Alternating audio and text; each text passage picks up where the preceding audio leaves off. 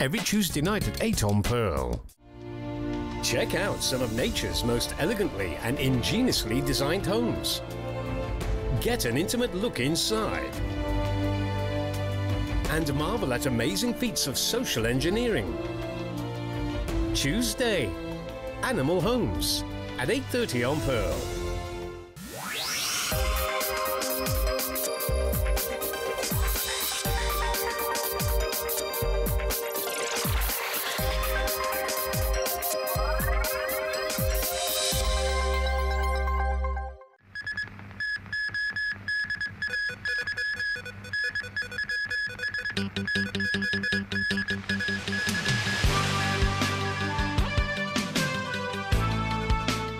China and the United States ratify Paris climate agreements ahead of G20 summit in Hangzhou.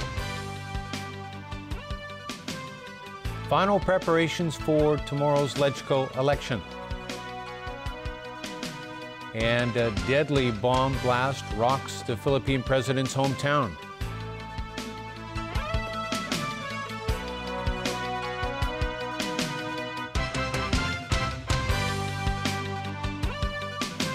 Good evening. President Xi Jinping said today China is committed to a path of peaceful development. He called the country's reform and opening up a great but challenging process. Alan Booknia reports. Speaking to world business leaders ahead of a summit tomorrow of the world's 20 biggest economies, Xi said China's economic development is a process of exploration and hard work. This is a course of blazing a new trail. Modernizing a big country with a population of more than 1.3 billion is an endeavor never undertaken in the history of mankind. And this means China must pursue its own path of development. What we have done is, as a Chinese saying puts it, crossing the river by feeling for stones. And we established and developed socialism with distinctive Chinese features. Xi also held bilateral meetings with several world leaders on the day the B20 summit opened. He and Turkish President Recep Tayyip Erdogan agreed to deepen counter-terrorism cooperation as the two leaders set aside disagreements over China's treatment of a Turkic-speaking Muslim minority. Hundreds, possibly thousands of Uyghurs keen to escape unrest in the western Xinjiang region have traveled clandestinely through Southeast Asia to Turkey, where many see themselves sharing religious and cultural ties. Beijing says some Uyghurs then end up fighting with militants in Iraq and Syria. It also blames Islamist militants for a rise in violence in Xinjiang in recent years. Also today, U.S. President Barack Obama touched down in Hangzhou for tomorrow's G20 summit, planning to spotlight U.S.-Chinese cooperation on climate change. Also high on the agenda will be the world's central bank's policies. The Organization for Economic Cooperation and Development has warned that the central banks are close to the limits of their ability to stimulate growth. It said in the absence of breakthrough collective policies, global growth is likely to remain weak. Alan Booknia, TVB News. Now on climate change, both China and the United States ratified the Paris Agreement today. In Beijing, the National People's Congress Standing Committee endorsed the landmark deal. The move could put the accord into force as early as the end of this year. And in Hangzhou, U.S. President Barack Obama announced his country has joined China in formally ratifying the agreement. G20 nations are responsible for about 80% of the world's carbon emissions. Before today, 23 countries had ratified or otherwise joined the agreement, representing just 1% of global emissions. Nearly 200 nations agreed in Paris in December on the deal to slash greenhouse gas emissions and keep world temperature increases to below 2 degrees Celsius. We have a saying in America that you need to put your money where your mouth is. And when it comes to combating climate change, that's what we're doing, both the United States and China. We're leading by example. As the world's two largest economies and two largest emitters, our entrance into this agreement continues the momentum of Paris and should give the rest of the world confidence, whether developed or developing countries, that a low-carbon future is where the world is heading. Japanese Prime Minister Shinzo Abe and Russian President Vladimir Putin today spoke of their joint resolve to settle a 70-year-old dispute over tiny islands in the Western Pacific. Addressing the Eastern Economic Forum attended by Putin and South Korean President Park Geun-hye in Vladivostok, Abe said, if they leave the situation as it is, the standoff will continue for generations. Tokyo claims a string of Kremlin-controlled islands called the Northern Territories by Japan and the Southern Kurils by Russia. Putin said he was ready to take decisive steps, but cautioned the situation needs careful preparation. The two leaders also agreed to have 2 more summit meetings this year to accelerate a post-World War II peace treaty. Both Abe and Putin will attend the G20 summit that opens in Hangzhou tomorrow. On to local news. Another pan-Democratic candidate has quit the district council super seat race in tomorrow's legislative council election. 2 others did the same yesterday. But as Adam Hsu reports, the head of the Electoral Affairs Commission insists the withdrawals would not affect the fairness of the election. Neo Democrats Kwan Wing-yip announced today that he had suspended his campaign in the district council super seat race. Kwan also apologized to his supporters. He said it marked the darkest day in his political career, as he had been under stress to try to stay in the race after Civic Party's Sam Lee Chan and Calvin Ho from the Association for Democracy and People's Livelihood aborted their campaigns yesterday. The other list of candidates are led by James To, Starry Lee, Kwong Chun-yu, Wong Kwok-heng, Leung Yu-chung and Holden Chow. 5 seats are up for grabs here. The moves to drop out were presumably aimed at boosting the chances of other pan-Democrat candidates. But some in the pro-establishment camp call them irresponsible and even illegal. Chairman of the Electoral Affairs Commission Barnabas Fong said candidates can decide how to go about their electioneering and there is nothing unfair about the withdrawals. Today, he also oversaw the final preparation for tomorrow's election at a central counting station at Asia World Expo. He played down concerns that by allowing polling station officers to take ballot papers home, the election could be tampered with. Fong made clear these officers are trustworthy senior civil servants, all the bags carrying the ballot papers are sealed, and the ballots will be clearly tracked, all to prevent foul play. He added the ballot papers are unlikely to be faked with their unique texture and pattern. More than 500 polling stations across the city will be open to voters from 7:30 in the morning to 10:30 in the evening. Votes for the geographical constituencies will be counted at the polling stations, while those for the functional constituencies and the district council super seats will be tallied at Asia World Expo. Adam Hsu, TVB News. A man has been arrested for allegedly trying to kill himself and his baby son in their Kwun Tong flat. Both are now in stable condition in hospital. Anne-Marie Sim with details. The police were called to Tsui Ping South Estate in Kwun Tong at around 1 a.m. A 32-year-old woman reported that she could smell gas coming from her flat in Tsui Lok House. Officers and firefighters had to break into the flat because the door was locked from the inside. Investigators said they found the gas tube connected to the cooker had been loosened and the woman's husband lying unconscious in the living room while their 3-month-old son was next to him crying. They suspect he was trying to commit suicide and wanted to die with his son because of financial and family problems. The 34-year-old man was arrested for attempted murder. Both the man and the baby were taken to United Christian Hospital. Officers said that before the incident, the man had argued with his wife and she had left the flat. Anne-Marie Sim, TVB News. Customs officers have arrested 2 people after seizing suspected methamphetamine with a market value of more than $1 million. Officers found 1 kilo of the suspected drug last night on a 35-year-old woman at the Lok Ma Chau control point. They then found an additional 2 kilos in an inbound vehicle from the mainland. A 21-year-old man was arrested. Authorities believe the pair belonged to the same syndicate. Customs officers reminded the public the maximum penalty for trafficking in a dangerous drug is life imprisonment and a fine of $5 million. To the Philippines now, where 14 people were killed and 70 wounded when a bomb exploded at a busy market in President Rodrigo Duterte's hometown of Davao City. Duterte has declared a nationwide state of lawlessness as the Abu Sayyaf terror organization claimed responsibility. It was 10:30 last night when a bomb exploded in the middle of a night market packed with thousands of shoppers. People fled for their lives as a blast happened right outside the five-star Marco Polo Hotel along Rojas Avenue. Many ran across the street to the Ateneo de Davao University, where they hid in a state of shock. This woman said the blast was so powerful, some victims had their arms blown off.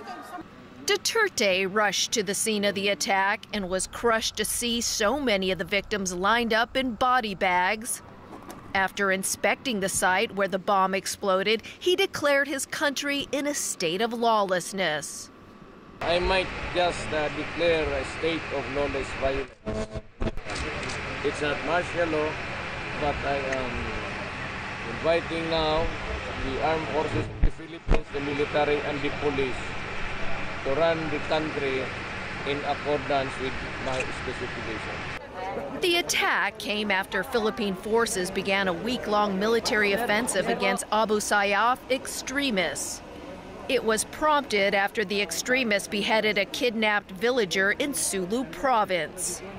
Once the military reported 30 Abu Sayyaf gunmen were killed, the terror group threatened to launch an unspecified attack. The bomb appeared to have been made from a mortar round, which is why so many people were killed and wounded. Duterte then made his way to a nearby hospital where the victims are receiving medical treatment. One by one, he visited each of them at their bedside. Investigators are also looking at other suspects, including drug syndicates. Duterte had frequently targeted drug dealers in violent crackdowns while serving as mayor of Davao for years. Now, the World Health Organization has warned there's a risk the Zika virus will spread further. It's concerned about new outbreaks in different parts of the world. The situation continues to constitute a public health emergency of international concern. And this is because new outbreaks of Zika continue to be identified in new geographic regions. For example, there was an outbreak identified in Guinea-Bissau and another in Singapore, as you know. Certainly, it will be seasonal in the sense that we expect that the cases will follow the seasonality of the vector density, and particularly Aedes aegypti in this case. So that's one of the reasons why, of course, we didn't expect a very high transmission during the Olympics and Paralympics, because they're the winter months in Brazil. Now, of course, in the other parts of the world where we have summer, we can expect an increase in the summer months. The number of cases in Singapore has now reached 215, among them a number of pregnant women. Hong Kong yesterday issued an amber travel alert for the Lion City because of the Zika outbreak there. And still ahead in our newscast, Uzbek President Islam Karimov laid to rest. Still no end in sight to Spain's political stalemate. And Novak Djokovic advances to Flushing Meadows.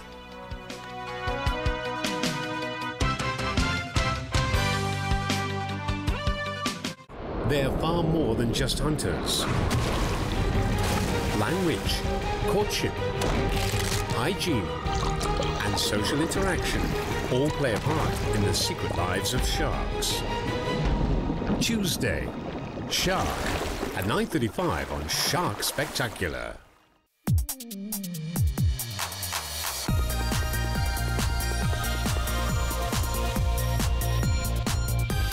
冰感清新，暖意窩心，榮華富貴，香港冰皮。香港榮華。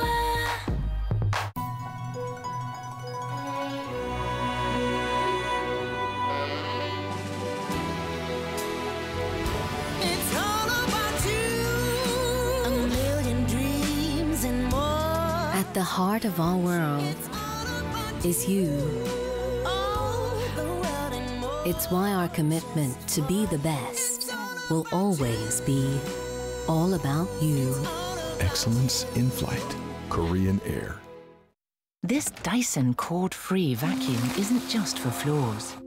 It cleans crevices, ceilings, even mattresses in just a few simple clicks. Cheeky and playful as they may seem, the hope for their future remains dim. Climate change is because of humans. Overfishing is because of humans. They look so much like they've given up on life. It's really, really sad. Wednesday, Oriental Company 55th Anniversary presents Adventures to the Edge 2 at 9 on Pearl.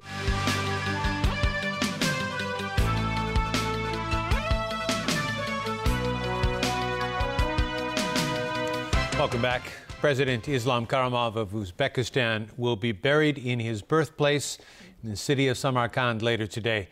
He died yesterday of a stroke. He was 78. Karimov was Uzbekistan's only president in a quarter of a century of independence from the Soviet Union. Critics say, as one of the world's most authoritarian rulers, Karimov crushed all opposition in the Central Asian country. His death opens an uncertain period for Uzbekistan. He cultivated no apparent successor. There are now concerns the predominantly Sunni Muslim country could face prolonged infighting among clans over leadership, something its radical Islamic movement could exploit. Spain is now one step closer to holding its third election in 1 year. For the second time this week, acting Prime Minister Mariano Rajoy has failed to win Parliament's approval to form a government. Rajoy's bid was defeated by 180 votes to 170, the same as the first confidence vote back on Wednesday. His center-right Popular Party has been running a caretaker government following inconclusive elections in December and again in June. Parliament now has until October 31st to produce a government. If that fails, fresh elections will be called, possibly on Christmas Day. To the U.S. state of Florida, where its first hurricane in 11 years wreaked havoc and caused at least one death. Hurricane Hermine swept ashore early yesterday near the Gulf Shore town of St. Mark's. It was packing winds of 130 kilometers per hour, knocked out power to 300,000 residents and triggered massive flooding. One of the trees brought down by the storm killed a homeless man sleeping in a tent. After Hermine diminished to a tropical storm, it began plowing up the Atlantic coast and into the Carolinas. Experts say it's now regathering strength and may reach hurricane intensity by late tomorrow. And back locally, hundreds of people, including the chief executive and war veterans, gathered in Central today to mark the victory over Japan in World War II. Caleb Leung has more.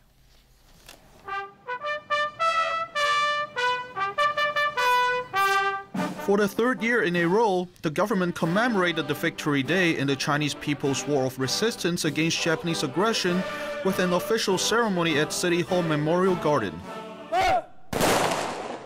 which included a gun salute by the police rifle squad. Chief Executive Leung Chun-ying, other senior government officials, as well as war veteran groups paid tribute to those who had sacrificed their lives by laying wreaths. A moment of silence was also observed for them. This war veteran recalled that his battalion sank a Japanese warship and had witnessed its sailors trying to swim to safety. He said 5 fellow soldiers lost their lives in what he described as a difficult experience, but he was proud they helped fight for their country. The Japanese military occupied Hong Kong for 3 years and 8 months, from Christmas Day 1941 to August 15, 1945, when Japan surrendered. During British rule, Hong Kong marked Liberation Day in August, commemorating the end of Japan's occupation. After the 1997 handover, it was renamed Sino-Japanese War Victory Day, which was then removed from the list of public holidays in 1999. In 2014, the Chief Executive's office announced that a commemoration ceremony would be held on September 3rd, in line with the Victory Day in the Chinese People's War of Resistance against Japanese aggression. Caleb Leung, TVB News. The new horse racing season began today with a bang. Turnover hit a 20-year high. Anne-Marie Sim has that story. Tens of thousands of punters headed to Shartin Racecourse today for a flutter on the horses to mark the start of the 2016-17 racing season. Before entering the racecourse, many hoped to attract Lady Luck by hitting the fortune drums and gongs. Chief Secretary for Administration Carrie Lamb was there to launch the new racing season. While the Chief Executive's wife Regina handed out the prizes for Race 3, the HKSAR Chief Executive's Cup. A scare here for Hong Kong's only female apprentice jockey, Kay Cheong, who took a tumble in Race 5. Much to the relief of the crowd, Cheong was able to walk unaided to the ambulance. The Jockey Club later confirmed that she was fit to ride. The races not only attracted the locals, plenty of tourists wanted to share in the fun, including this man from South Korea.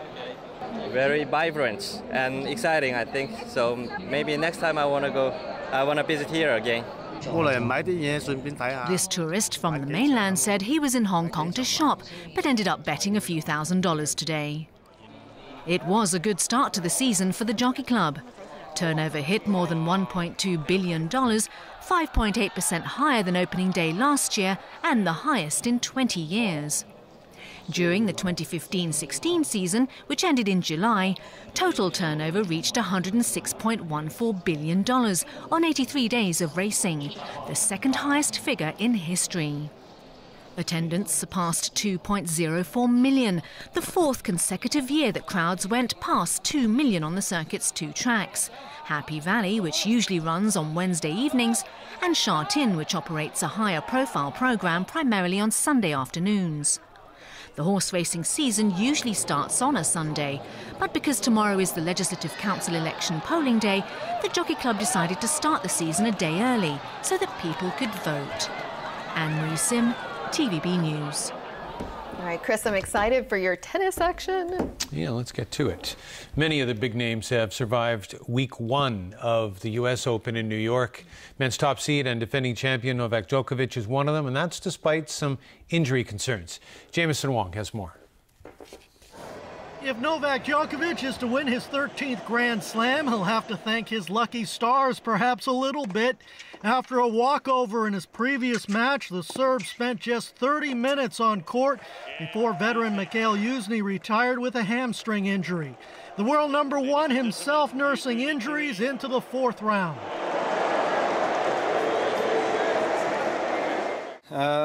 Depends how you look at it. Of course, this particular situation I never had in my Grand Slam career.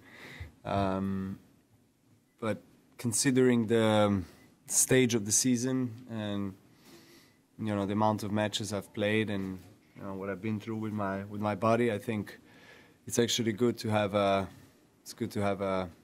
some days off and then shorter matches.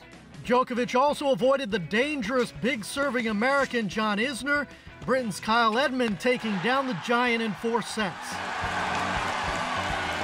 And American Jack Sock beat former champion Marin Cilic in straight sets, 4-3 and 3.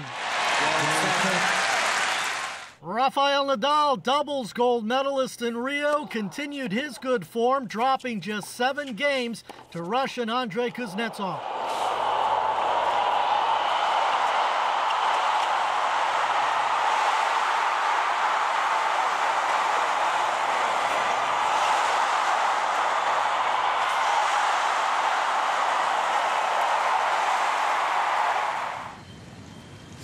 And on the women's side, last year's finalists Roberta Vinci, Angelique Kerber, and Petra Kvitova among the winners. Jameson Wong, TVB News. Major League Baseball and the Baltimore Orioles shut out the New York Yankees. It was 8-0. The Orioles hit 4 home runs in the game. Pedro Alvarez got things started. And Mark Trumbo hit his Major League leading 41st blast. New York fell 3.5 games behind the Orioles in the race for an American League wild card playoff spot. And that is a wrap of our news. Good night.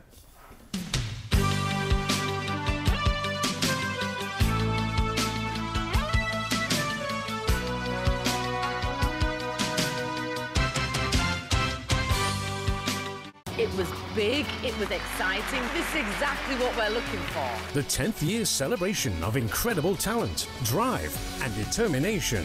You are beautifully nerdy, and I love it.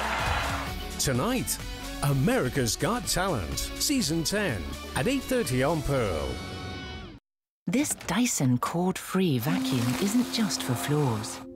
It cleans crevices, ceilings, even mattresses, in just a few simple clicks. By the light of the silvery moon, brightly in blue, sing a lovely tune.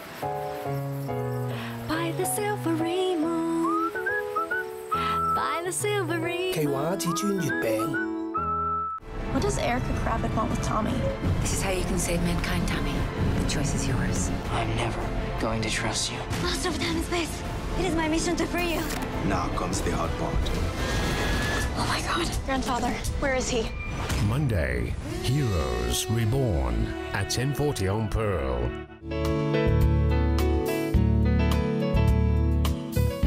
Good evening. It was mainly cloudy with a few showers and isolated thunderstorms today. A trough of low pressure is bringing showers and thunderstorms to the South China coastal areas. Today's temperature ranged from 25.7 to 31.2 degrees, and the relative humidity was between 74 and 98%. 7 millimeters of rainfall has been recorded since midnight last night. The current temperature is 29 degrees Celsius, with the relative humidity standing at 81%. So, Freddie, how's the weather tomorrow?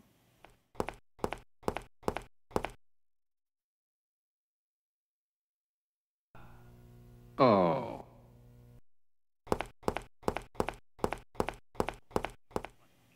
Mainly cloudy with a few showers and thunderstorms. Temperatures will range between 27 and 30 degrees. Light winds becoming moderate easterlies tomorrow. Weather remaining unsettled in the following couple of days. Tomorrow's air quality health index will range from low to moderate. The maximum UV index forecast for tomorrow will be about 6. Now to the latest global weather update. Cloudy in Shanghai, shower in Xiamen, rain in Taipei. Thunderstorms in Guangzhou and Macau, rain in Chengdu. Thunderstorms in Beijing, cloudy in Seoul, rain in Tokyo. Thunderstorms in Bangkok, rain in Ho Chi Minh City and Manila. Thunderstorms in Kuala Lumpur and Singapore, bright in Jakarta. Bright in New Delhi and Karachi, thunderstorms in Mumbai. Sunny in Cairo, bright in Nairobi. Bright in Brisbane and Sydney, cloudy in Melbourne, showers in Auckland, and sunny in Toronto. Thunderstorms in New York, shower in Vancouver, bright in San Francisco, foggy in Los Angeles, cloudy in London, rain in Paris, shower in Amsterdam, and Frankfurt and Zurich. And that is the weather. Have a lovely evening. Blue whales can live to be over 100 years old. The animals that David Attenborough finds particularly fascinating. It's likely that this incredible creature could revolutionize modern medicine. Wednesday, David Attenborough's Natural Curiosities, Season 3, at 8:30 on Pearl. You're not actually going to eat this, are you? Sometimes I have it about twice a day, maybe even 3 times a day. Your fat percentage is 41.1%. Your metabolic age, it's 33. Something's got to change. Thursday, Doctor in the House, at 9:35 on Pearl's Wellbeing.